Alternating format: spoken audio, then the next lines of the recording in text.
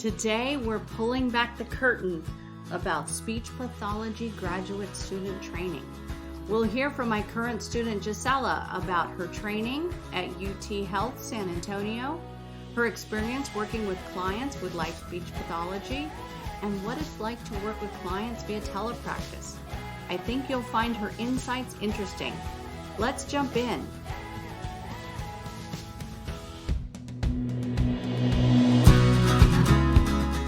Welcome to the Listen for Life podcast with Genevieve Richardson. Genevieve is a speech-language pathologist rehabilitating adults with communication challenges after a stroke or due to a neurological impairment. Living with aphasia is hard. Caregiving is hard. You are not alone. Get equipped with knowledge from experts in the field and professionals you need to know. We'll hear stories and experiences from others who are navigating life with aphasia. So, put your earphones in and take a walk outside. This isn't just a podcast. This is a community, a resource, and a support system. We're in this together. Do life. Hello, everybody. Thank you for joining us today. This is my first interview officially with Gisela Jaimes. She is my current graduate student. She is at the University of Texas Health Science Campus in San Antonio, Texas. Welcome, Gisela. Hello, thank you for having me. I'm so excited to be here. This is fun. So what you all don't know is this is like our sixth take because I just can't seem to get this tech figured out. But anyway, so I am the wizard behind the curtain and the curtain is wide open. You all get to see it, well, hear it as it goes down. So I thought we'd start today and talk just a little bit about how does one become a speech pathologist. So in general, and then we're going to get Gisela's take on it. You have to get a bachelor's degree. It's typically in the area of communication disorders. At least that's what my degree's in. What is yours in? Correct. Mine's also in communication disorders. Go ahead. And if you have another degree, you can also level and go back and just take those courses that you need and level. There you go. Great advice. And I remember when I was in school, there were several people that did that. Mm-hmm. And then you catch up and you all can go to graduate school together. So as a condition of graduating with your master's, you have to complete at least one internship. I did two because I did an internship in the schools and then I also wanted a medical internship. Were you required to do two internships? Not technically. We just had to do 4 hours of clinical work, 400, not 400 hours of clinical work. And we did a total of 2, although I know other universities do more than that, depending on if you're online, virtual, or in person, or if your college has or university has a clinic or not. Gotcha.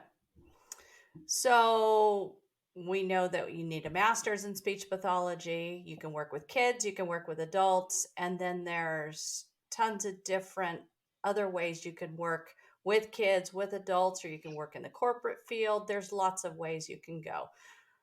Gisela, so I'm going to back up a step. So how I got to meet you, and she's heard the story 100 times, but you all get to hear it hopefully for the first time.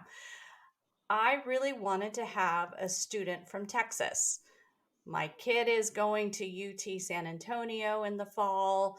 There's like 20 different speech pathology programs in Texas. I did the research, I wrote them all down, and I'm like, okay, which one? Well, when UT San Antonio came up on my list, I'm like, ding, ding, ding, that's where I'm going to start.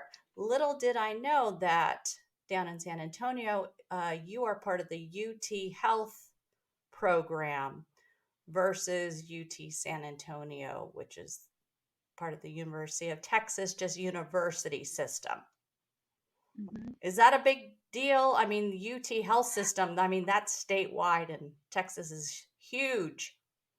Yeah, I think UT Health definitely treats it as a big deal. They've always really expressed like we're not part of UTSA, we're our own system because I think UT Health itself is more medically based, and I think they wanted to distinguish that by like saying we're not UTSA, we're UT Health in San Antonio. So I think it's just the emphasis on like medicine and a lot more medically centered uh, education. Oh, well, it's a wonderful program. I've had interactions with a couple of different of the instructors, the professors there at the program, and I couldn't be happier with the quality of students UT Health is putting out. So, woohoo. Thank you. I'm going to take that as a compliment. And but I also loved how their program works. I mean, I got a literal huge variety or like huge range of courses, all the way from pediatric feeding to like traumatic brain injuries. I mean, and cultural competence. I mean, it was amazing the coursework that they provided. Nice. So it was just meant to be that I found Gisela because I wanted a student in Texas and she needed an internship. And actually, she was kind of waiting around for an internship where her fellow students were already placed and doing such, they were already doing the work Mhm. for at least a week before I contacted the school and got a hold of Dr. Kennedy. And next thing we knew, Gisela is on and she's jumping in with both feet. Yeah, and so one of the reasons I was just sitting around waiting was because I was really advocating for myself. I really wanted an adult placement. I really wanted to work with adults. So I was like, I refuse to be placed with kids again. Put me with adults. And so that's why she had me on hold, and luckily you came around and I got to be placed with Life Speech Pathology. So I have a cat. Her name is Kismet. And Kismet means fate. It's like karma. Well, her brother is called Karma. So I have two cats, Kismet and Karma. But when I met Kizzy, it's like she was waiting for me, which is how their names came to be. And I feel like this situation was Kismet. So that's my word of the day, Kismet. Spell it, everybody. Kismet. It's all good. So we've had a great semester. We've gotten a lot of work done. Gisela has been Mhm. great building rapport with all the folks. So let's jump into her self assessment. So, what I like is all my students to do a self assessment right before I get to write up their final assessment, which helps give them their grade. So, first things first, I'd love to know what you've learned about yourself as a clinician going through this internship experience. Yeah, so I feel like I got to learn a lot about myself as a clinician because, especially when you're going through your grad program, you're just like reading the books, you're like neck deep in all of this terminology and all of this treatment and how you're going to apply it. But it's not till you really start doing the work that you start learning how your style is as a clinician and whatnot. And so as I got to work with your clients or my clients, our clients, I learned that one of my favorite parts about being doing speech pathology or speech therapy is I love building relationships with our clients. I think it's the core of our therapy. If you don't have patient rapport, I don't think you're really going to make any improvements. I think it trumps data, it trumps treatment. You have to have that connection with them in order to like see improvement. I think I saw how well you got along with them and how your rapport looked with them, which is why it made it so easy for me to jump in and get to know them because you got along with them so well. And I mean, you knew all of their family and all of their history, where they had lived and all of that, and I saw how big of a difference it made. And it just taught me that I love an environment where I get to like flourish and explore my relationships with my clients. I also learned that I'm super passionate about communication partner training because Miss Genevieve asked me to do a project this semester, and I decided to do communication partner training.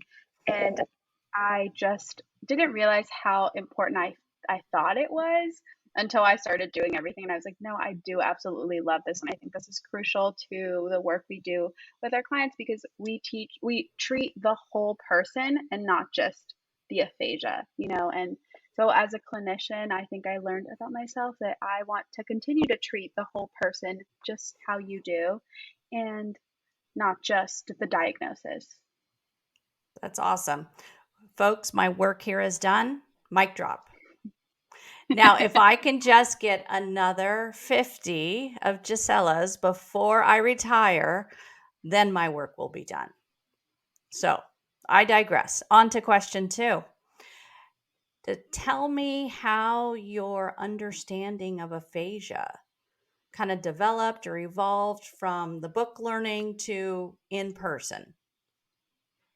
So before starting my spring externship, which is where I'm at right now with you, I had only treated PPA, which is progressive primary aphasia. It's progressive and it looks a lot different than the typical aphasia. So I had very little experience with aphasia, meaning I had to kind of develop what the book told me. And I felt like that was very black and white, clear cut, defined.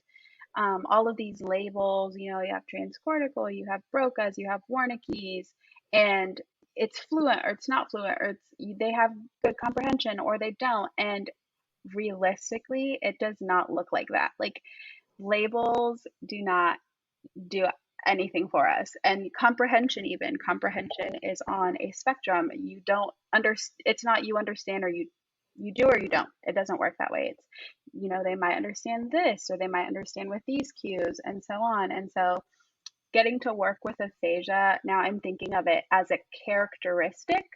So it's way more gray, way more muddled, way more blurry and murky. Aphasia is like something you treat, but it's also something you modify and you adjust. And I mean, if you choose to label things, aphasia will never just be global. Once you start treating and working with this client, it's transient. It can change to whatever other label you want to give it, but it's just a characteristic that this person has. I think we know so many people that don't have strokes or TBIs and they don't listen to you when you talk or they're not good at expressing their feelings. We all treat our communication as like a characteristic. And I think that that's how we should treat aphasia as well, as a characteristic in how they communicate rather than like a diagnosis or a overall umbrella of yeah, diagnosis, if that makes sense. I really think it does. I've never been a fan of labels because I never met someone with aphasia that I could put in one of those boxes. I never really liked it. I always fought against it. And I think the other point that you bring up is this is a person. This person does not need to be defined now with their speech and language characteristics. Like you said, it's a characteristic, not a label.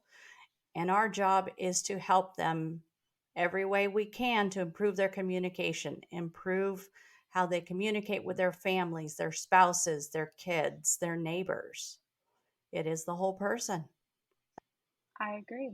And that's also kind of leads me into communication partner training.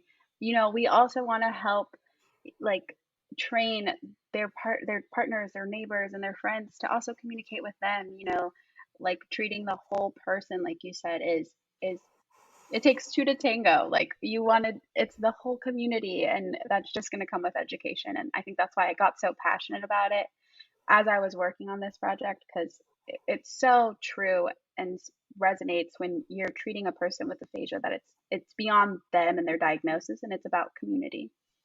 It is. See, folks, she drank the punch. So we serve clients. I kind of define it in 2 different groups of folks. So I wanted to get Gisela's take on the folks, and I'm just going to give a broad category of the folks that are working. Either they're early in their career and they have a stroke, or it's through their working years up until retirement. And then my second group is those folks that have probably retired or are very close to retiring, and they're kind of in a different phase of their life. Can you talk to us, Gisela, just general impressions of like the working age group versus the retirement age group? What are their needs? And what do their spouses and families need? Maybe it's the same, but I'd like to hear your take on that. Yeah. I think that if we remove the aphasia and we look at these populations just as populations, our working age is their life participation, which is how they're involved, what they're doing at that time looks a lot different than somebody who's retired. Somebody who's, you know, peak of their career working is highly like motivated and like still has all of these goals and things that they want to reach. Not saying that people who are retired don't. I'm just saying that the goals look different. They're a lot Mm-hmm. more goal oriented and require a lot of more discipline and resilience and commitment versus the goals that you have when you're retired, which might look, generally speaking, like hanging out with your kids who you now get to commit time to, or hanging out with your grandchildren, or taking that trip you never got to take. It's more about getting to focus on yourself and the people you love, where I think that younger age or younger group looks more like hanging out with your friends and committing time to others and the goals that you've set so that you can eventually get to that time where you get to look or work on yourself and focus more on yourself, if that makes sense. So I think that when you add aphasia, those characteristics are still going to be there. A person who had a stroke and now has aphasia but was at the peak of their career is going to be way more motivated to get back into the workforce. And so their goals are going to look different than a person who's retired and whose main goal is to be able to communicate with their partner and read a book to their grandchildren. You know, being able to give a speech at work or being able to give orders or type an email is going to, require different amounts of works and a different amount of resilience and discipline and self-motivation than, functional communication, which is, I mean, both are functional. What I mean is simpler, not simpler. I don't like any of those words. I know. Um, I just feel like the verbiage that you use is so like impactful, and for retired people, it's a lot more family oriented or self focused. And so those are going to be slower paced than those of like, well, I have a job interview tomorrow, if that makes sense. But both require self motivation, discipline, commitment. I just think that they're going to um, come out, they're going to present differently Mm-hmm. because the goals are different. Yeah. And That's again, I am not about labeling people, but sometimes you have to acknowledge that depending on where you are in life, your goals are going to fluctuate. And we really, really try to meet each person where they are with their goals. So it is just a little different. So I agree with everything you said there. Now, what about their spouses and families? Is there a difference between what spouses and families need? If you have a working age person, like your husband had a stroke versus retirement age, do the spouses need something different? not, I don't think that they do, because I think grief is experienced regardless of age or the goals that the client's going to have for themselves. I think as the spouse or the family or the friend or the caregiver, it's going to be really hard to return that independence to them, even though you want to trust and know that they're going to be okay with that independence. It's hard to not want to over nurture and over care in both situations. And you're still also in both situations going to grieve the person that you knew prior to the accident, whether it's stroke, whether it's a traumatic brain injury. And I think you will continue to live in this maybe consistent fear of like it might happen again, or looking for those signs of concern. So I think that they both require self-care and prioritization of themselves. I think they both require commitment to their loved one and acceptance and discipline. Like these are all characteristics I think caregivers and loved ones will share. I don't think that one spouse will have any different needs from the other spouse that I can think of off of the top of my head. That makes sense. How about how about you? Do you think that there's something that might differ from the two populations? I actually don't think so. I've really been noodling this the last couple of days. One thing that's come up in our caregiver support group that we run is the theme of grieving. And I think that's a whole other ginormous, yes, that's my word, ginormous topic that needs to be addressed by all spouses, irregardless of age, because we can grieve when there's a change of what our expectations are. So, to be continued on that. And I actually have a couple of great folks that I intend to interview to help give you all some more information about that, some strategies, some actionable items. All right, so we're going to get to wrapping this up shortly, but the one thing that's unique about our practice is we are a 100% telepractice. So we're on Zoom, and I specifically chose Zoom because we have a whiteboard and all the capabilities of what we can do on the computer with our folks that I think unless you're in a clinic where you have everything at your fingertips, it's just a little different having the whole internet and Google, Dr. Google, Google Images, Google Maps, whatever the case may be, you have it at your fingertips. So, Gisela, I'd like you to tell us a little bit about what did you think you were going to come up against with telepractice? Well, let's start there and then we'll dig in just a little bit more. Okay, so I am a post-pandemic grad student. So meaning that my senior year of undergrad of my bachelor's degree, COVID hit. So everything went virtual. Prior to that, I had zero experience with virtual classes, virtual anything. And I started grad school virtually. I mean, the whole first year of grad school was via Zoom. And I think, along with the rest of the world, we were exploring Zoom together. I mean, my professors, me, my cohort, we were all exploring Zoom. I think that I came in not knowing what to expect because all I had experience was being the student, not the person who teaches via Zoom. So I came in completely um, clueless. Luckily, I had a great teacher because you've been doing this far before COVID had hit and you had a lot more experience. You taught you I didn't even know what a whiteboard was, and none of my professors had ever used the whiteboard. Yay! Yeah, exactly. And I didn't even know you could share your remotes like with the person you were Zooming with.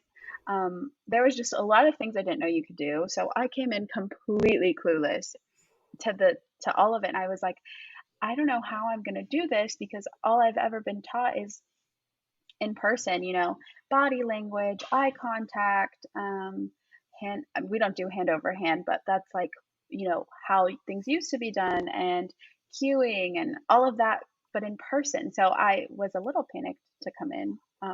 But to answer your question, I had zero idea how it was going to go.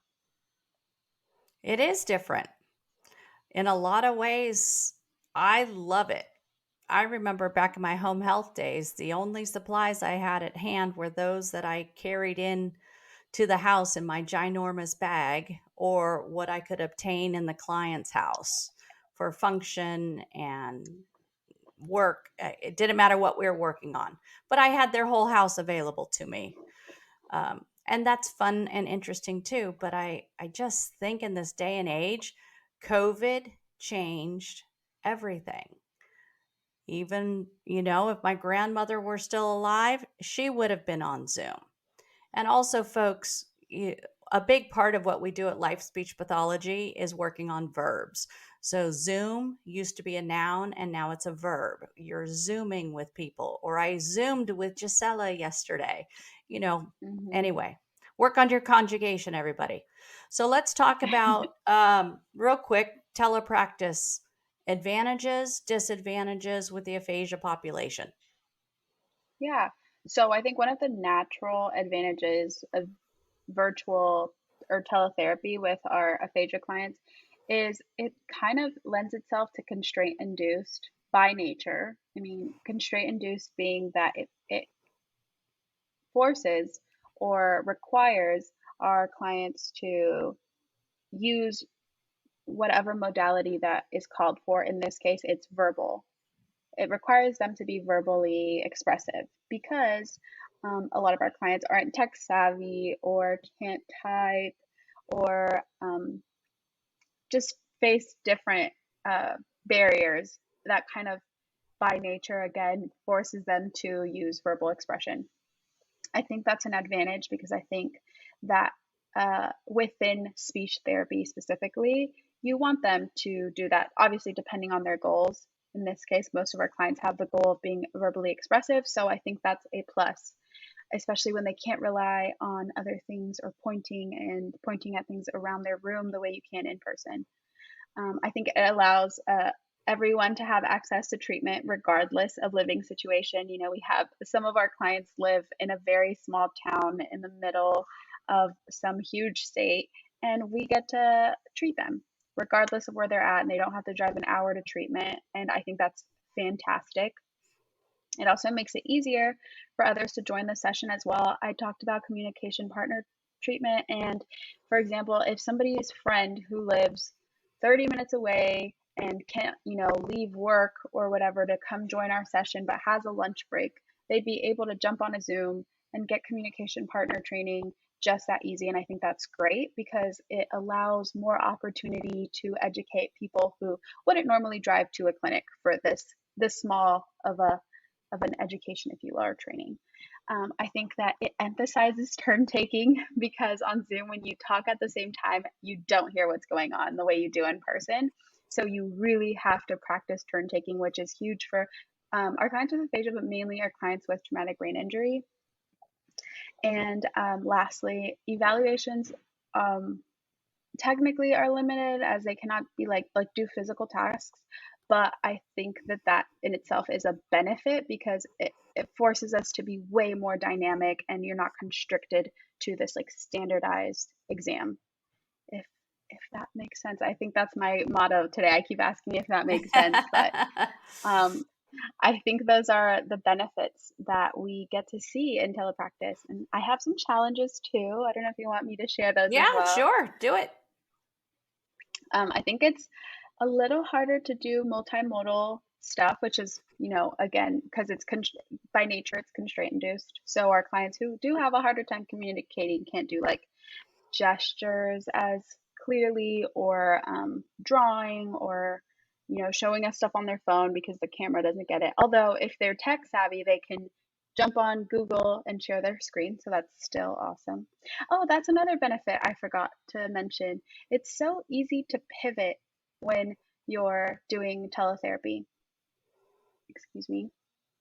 Um, it's so easy to pivot because if they're not gathering what you're saying, I can be on the side Googling already a picture of what we're working on, and I can just pull it up, show it to them, and then we can move back over to what we were doing.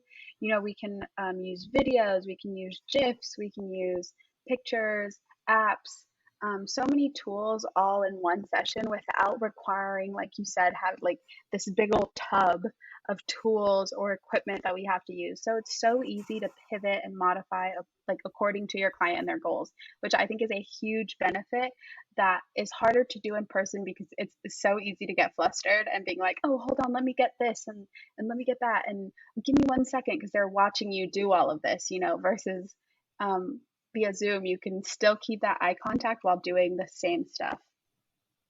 But back to my challenges. Um, it's not always user friendly as some of our clients are not experienced with tech.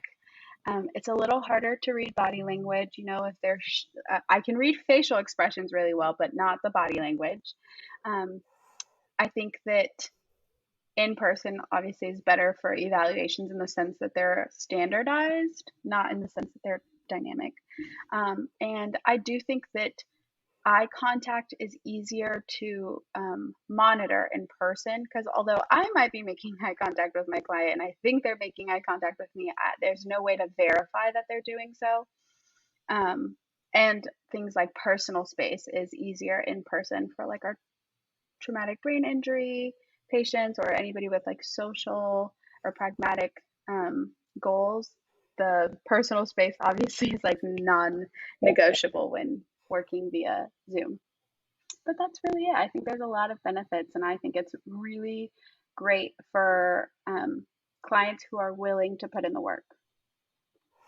I love it for mental flexibility, not only for us as clinicians, but also for our Hmm. clients.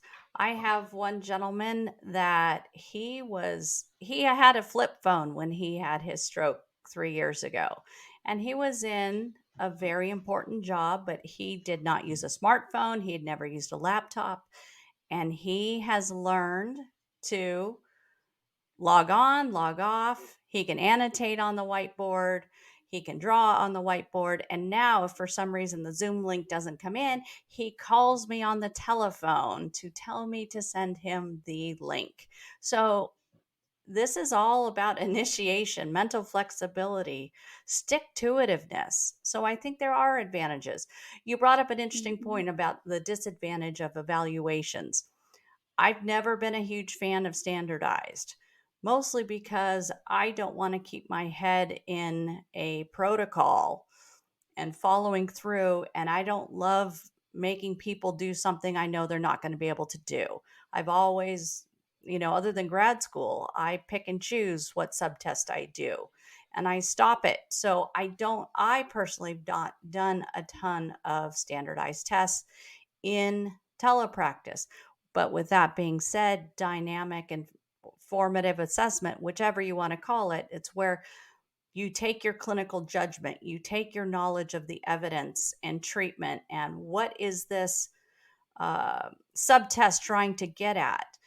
And again, you can pivot and you can manipulate it and really see where is their language breaking down. So it depends on how you want to look at it. If you are with an insurance company and you absolutely have to be giving a full test, full battery, standardized scores, this is going to be really hard. Many of our test manufacturers have also pivoted with the pandemic and have availed their products to be telepractice friendly. So that's wonderful. We're all learning here, folks. We're all doing the very best we can, of course, all with the best intentions. All right, so we're going to wrap it up with Gisela. Wow, we've been talking 31 minutes already. I know, time flies when you're having I good know, not conversation. like we don't talk to each other all day, every day. So let's wrap up. Your final question today. What are your final thoughts for clinicians that are going come the fall through the UT health system? What do they need to know? What do they need to think about? What characteristics do they need to have in themselves to be successful in an internship working with adults?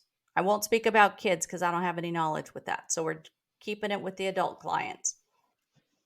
Okay, well, I think that I just would want to share with other grad students that your relationship with your client is one of the, if not the most important factor during treatment. Um, it's so important to make time to get to know your client and for them to get to know you, because you have to build that trust, because without it, they're not going to trust your treatment plan, or they're not going to trust your like feedback and so on. I think it's one of the necessary components to succeed, not only in your externship and internship, but just in general with your clients. I think it's also important to be open minded, take feedback from both your clients and your supervisor. We do not know it all. You definitely do not know it all if you are in your externship slash internship. You have to be open minded to feedback, and you have to take it well. I mean, I've heard horror stories where it's a constant like battle of like, well, I did that because of this, and like, arguing. I mean, I hope I took the feedback well. I feel like I did, but I think it's necessary to be open and welcome criticism and whatnot so that we can not glow, grow as clinicians. And don't be afraid to try new things and rethink goals and treatment plans and how you're approaching a situation. It's really easy to be like, well, I already set this goal, so this is what we're sticking to. If it's not working for your client and you're not seeing a progression, it's really important to pivot. And just how it's important to be for our clients to be flexible, it's important for us to be flexible because we don't know all be all, and each person is so different and so unique that we have to be able to try new things and think outside the box for each person. I But think that's that's great my advice. advice. Yeah, you can't get so caught up in, like you said, you've set this goal and you work so hard to write that evaluation. And one thing I've learned in working in so many different settings, you have to be flexible. I guess that's one of the key words. Flexible. Hmm. Think outside the box, be creative, but have that relationship with the people you work with, the clients, their families. It's all been Hmm. great. Well, it's been great having you, Gisela. So we're going to Thank you. have a second podcast with Gisela where we can really kind of dig into communication partner training because she's really put some nice work into this. We'll have an infographic for you. And I just really want you all to hear what she's come up with and be able to apply it to your communication with your loved one. Definitely. And I look forward to that. I definitely think it's important to educate where it's possible. And I can't wait to do so with you. Awesome. Okay. Any last words? I think we should name this episode, what is it? Kismet and flexible. Kismet and flexible. Okay, that's going to be Yeah, we have to have some keywords, so that's what we're going to go with. yeah. All That right, was our Gisela. theme. I think it was. Okay, terrific. All right, folks. We'll see you next time. All Well, you'll hear me next time. Thanks.